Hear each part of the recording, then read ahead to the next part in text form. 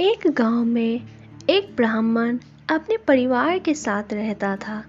ब्राह्मण बड़ा ही पूजा पाठ में तृप्त रहता था। उसकी धर्मपत्नी भी अपने पति के साथ बड़े ही पूजा पाठ में लगी रहती थी। हर दिन हर तरह के भगवान का वह लोग पूजा पाठ करते थे।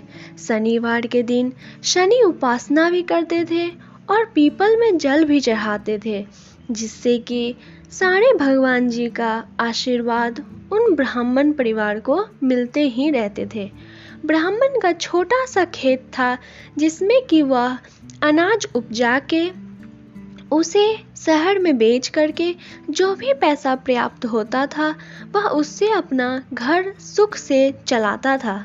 लेकिन गांव में ही रह रहे उसके दूर के एक रिश्तेदार थे, जिससे कि वह बड़ा ही ब्राह्मण से ईर्ष्या करते थे, जलन करते थे कि ब्राह्मण के पास कुछ नहीं है, एक छोटा सा खेत है जिसमें वह पूजा पाठ भी नहीं करता है, सिर्फ अनाज उपजाता है, फिर भी उसे इतने सारे अनाज कैसे उग जाते हैं। यह कहकर वह दूर के रिश्तेदार एक दिन ब्राह्मण के घर घूमने के लिए आए। ब्राह्मण बड़ा ही पूजा पाठ में लीन होकर पूजा कर रहा था। तभी देखा कि उसके दूर के रिश्तेदार आए हैं, तो उसने कहा, हे धर्मपत्नी, तुम जाके इन सभी के लिए कुछ खाने को ले आओ। उसकी धर्मपत्नी गई और कुछ खाने के लिए लेके आया।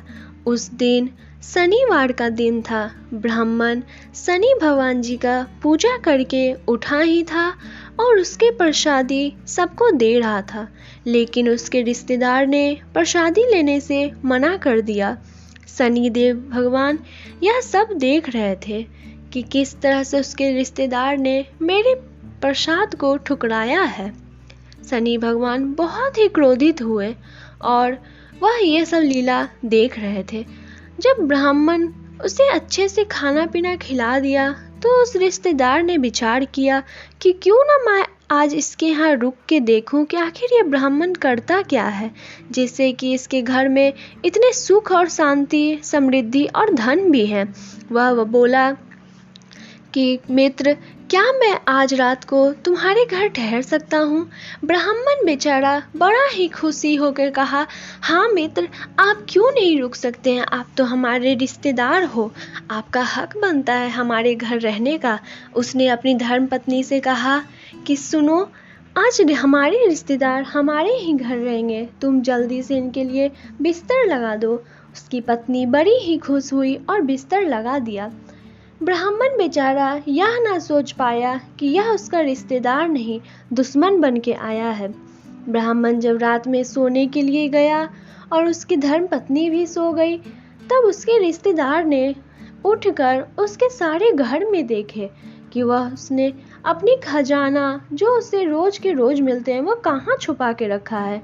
लेकिन ब्राह्मण बेचारा ना तो कहीं खजाना रखा था और ना ही कहीं पे भी ऐसी कुछ चीज़ें रखी थी जिससे कि उसे चोरी का डर बना रहे।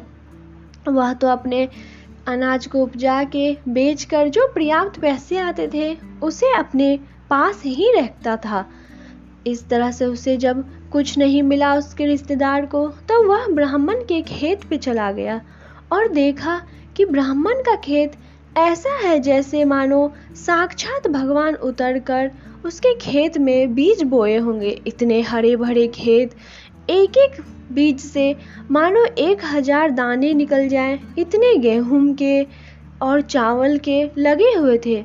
उसके रिश्तेदार को इतना ईर्ष्या हो गया था कि वह उसके सारे फसल को बर्बाद कर दिया। सारे फसल को काट कर और ट्रैक्टर से सब पे जोत कर, हल से जोत कर सब को बर्बाद कर दिया। ब्राह्मण बेचारा जब सुबह में उठा तो देखा उसके रिश्तेदार कहीं जाने को तैयार हो रहे हैं। उसने पूछा कि आप कहाँ जा रहे हो? आप तो कल बोल रहे थे कि आप कुछ दिन यहीं पर रहेंगे। तब उसके रिश्तेदार ने कहा, मैं कहीं जा नहीं रहा हूँ, मैं सोच रहा हूँ कि क्यों नहीं आज तुम्हारा खेत घूम के आऊँ।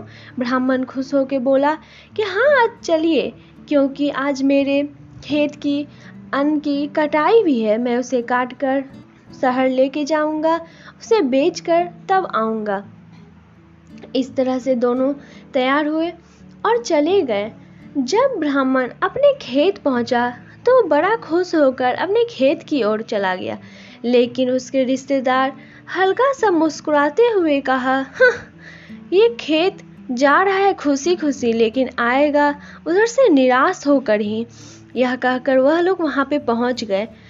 इसके रिश्तेदार खेत की ओर ना देखते हुए इधर घूम के और मन ही मन मुस्कुरा रहा था कि बेचारा ब्राह्मण अभी रोने लगेगा।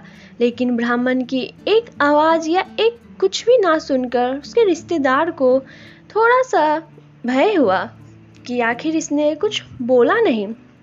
जब वह पलट के देखा तो जितने भी अन्न लगे हुए थे, जितने भी खेत में फसल उपजे हुए थे, उसके दुगुनी तिगुनी फसल और भी उपज गई थी और बड़े ही हरे भरे और सूख के तैयार भी थे। यह सब देखकर उसे बड़ा ही आश्चर्य हुआ कि आखिर ये रातों रात कैसे हो गया। तब उसके बाद ब्राह्मण सारे फसल को काट के अपने खेत को करके अच्छे से सारे फसल को काट के रख के वह शहर की ओर चला गया। उसके रिश्तेदार की मन अभी भी नहीं भरी थी और वह उसके साथ शहर जाने के लिए जिद करने लगा। ब्राह्मण उसको भी लेके चला गया। खेत से अन्न उपजा के काट के उसको बेचने में अच्छा रकम मिला। जब वह घर आया तब ब्राह्मण को देख रहा था कि वह अपना रकम कहाँ रखता है। उसने देखा कि वह तकिया के नीचे सारे पैसे को रख के सोने लगा। और फिर क्या था, जैसे ही रात हुई उस रिश्तेदार ने ब्राह्मण के तकिए के नीचे से धीरे से उसके पैसे निकाल लिए। अब क्या था, ब्राह्मण जब सुबह में उठा तो उसके रिश्तेदार को देखा कि वो तैयार हो रहा था। उसने पूछा, आप कहीं जा रहे हो? तो वो बोला, हाँ मैं आज अपने घर जाऊंगा, अब मैं यहाँ बहुत दिन रह चुका हूँ। यह सुनकर ब्राह्मण बोला, आप अभी रुक जाइए, मैं आपके लिए कुछ मिठाइयाँ लेके आता हूँ, जिससे कि आप लेके जाएंगे तो हमें बहुत प्रसन्न होगी। उस रिश्तेदार ने सोचा, लेकिन ये मिठाई के लिए पैसा कहाँ से लाएगा, तकिए के नीचे से, और हंसने लगा। जब ब्राह्मण अपने तकिए को उठाया तो देखा उसने जितने भी पैसे रखे थे उससे थोड़े से पैसे और अधिक वहाँ रखे हुए हैं, और रिश्तेदार ने जहाँ पे पैसे रखे थे वहाँ पे वह पैसे नहीं है। उस रिश्तेदार को कुछ समझ में नहीं आ रहे थे कि आखिर ये कैसे हो रहा है। जब वह मिठाई लेके अपने घर की ओर आया तो सो गया। रात होते ही उसके स्वप्न में स्वयं शनि देव भगवान आए और कहा, ए मूर्ख उठ। वह शनि भगवान जी को देख के बड़ा ही डर गया और कहा, प्रभु आप मेरे स्वप्न में क्यों आए हैं? तो उसने कहा, मूर्ख तू जिस ब्राह्मण के घर पे गया था वहाँ पे मेरी प्रकाश है। उस ब्राह्मण के घर में कभी भी कोई भी संकट नहीं आ सकती है। वह हर शनिवार मुझे भोग लगाता है, मेरे लिए दीपक जलाता है, तो तू ही सोच कि उसके घर पे कोई संकट कैसे जा सकती है। यह सुनकर उसके रिश्तेदार को बड़ा ही रोना आया और पछतावा हुआ, और शनि भगवान जी बोले, तूने मेरे प्रसादी को ठुकराया था, इसलिए तेरे साथ ऐसा हुआ। फिर क्या था, उसके रिश्तेदार ने दौड़ के गया अपने रिश्तेदार के घर, ब्राह्मण के घर, और कहा, ब्राह्मण मुझे माफ़ कर दो। उसने कहा, तुम मुझसे माफ़ी क्यों मांग रहे हो? तो कहा, मैं प्रसादी लेने के लिए उस दिन तुमसे मना कर रहा था, आज मुझे वो प्रसादी दे दो। शनिवार का दिन था, ब्राह्मण पूजा पाठ करके उठा ही था और इस तरह से वह उसे प्रसादी दे दिया। इस तरह से उसके सारे विपदा भी था सब हट गए और संकट भी हट गए। दोनों खुशी खुशी बड़े ही आनंद से रहने लगे। तो दोस्तों, आज की कथा यही थी। शनिवार के दिन आप भी इस कथा को जरूर सुनिएगा और इसके सारे उपाय कीजिएगा। शनि जी की कृपा से आपके घर में हमेशा सुख समृद्धि बनी रहेगी। मिलती हूँ अगले वीडियो में आप लोगों के साथ, तब तक के लिए बहुत बहुत धन्यवाद।